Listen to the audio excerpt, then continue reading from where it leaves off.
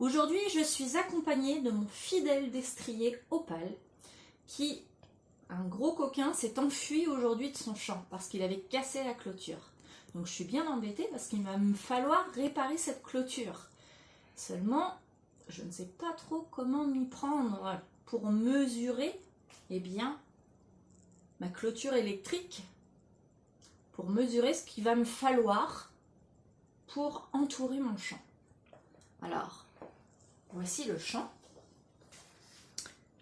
Comme vous pouvez le voir, c'est un rectangle avec deux longueurs de 200 mètres et deux largeurs de 120 mètres. Bien entendu, pour clôturer mon champ, que va-t-il falloir faire? Je vous laisse réfléchir 2 minutes. Oui, bien sûr, il va falloir faire le tour de mon champ afin de clôturer le champ pour que le cheval ne se sauve plus. Donc, dans un premier temps, il va falloir que je commence par la première largeur, 120 mètres, plus ma longueur, 200 mètres. Et je recommence parce que si je ne m'arrête qu'ici, qu'est-ce qui va se passer? Toute cette partie-là ne va pas être clôturée et mon animal pourra s'enfuir. Donc, je vais continuer. Encore 120 et encore 200. Donc, si je prends ma clôture et si je l'ai bien mesurée, si je fais 120 plus 200 plus 120 et plus 200, je vais réussir à faire le tour de ma clôture. Alors, on va vérifier. 120 plus 200 plus 120 plus 200. Pour n'oublier aucune étape, je vous conseille de suivre avec votre doigt pour ne rien oublier. Donc, si je calcule, si je pose mon opération, 120 plus 200 plus 120 plus 200, je vais calculer 0, 0, 2 plus 0 plus 2 plus 0, 4, 1 plus 2, 3, plus 1, 4, plus 2, 6. Donc, il me faudra 640 mètres, puisqu'ici nous avons des mètres, pour clôturer mon champ.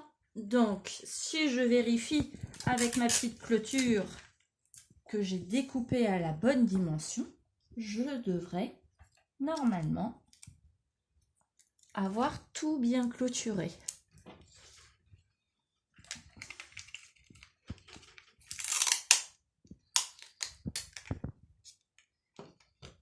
Donc la première largeur, la première longueur,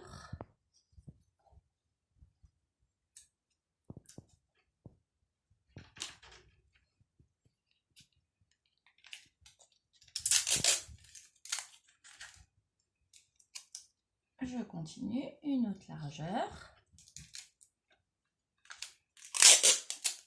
une autre longueur, et voilà, j'avais bien calculé 640 mètres, je ne me suis pas trompée, mon cheval va pouvoir ne plus s'échapper. Alors comment ça se passe si par exemple mon champ est carré? Comme vous le savez tous, quand le champ est carré, un carré a 4 côtés de même longueur. Donc pour faire le tour, que va-t-il falloir faire? Eh bien, même principe.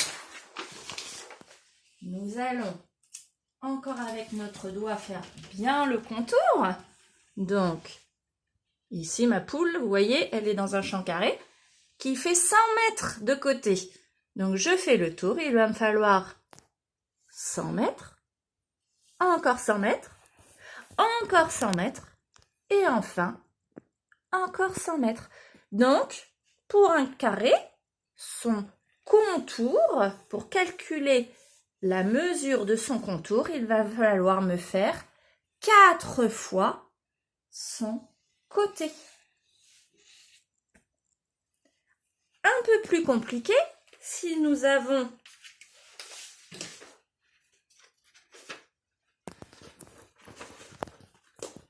une figure qui a beaucoup de côtés différents. Alors ici, elle en a toujours 4, mais les côtés ne sont pas identiques.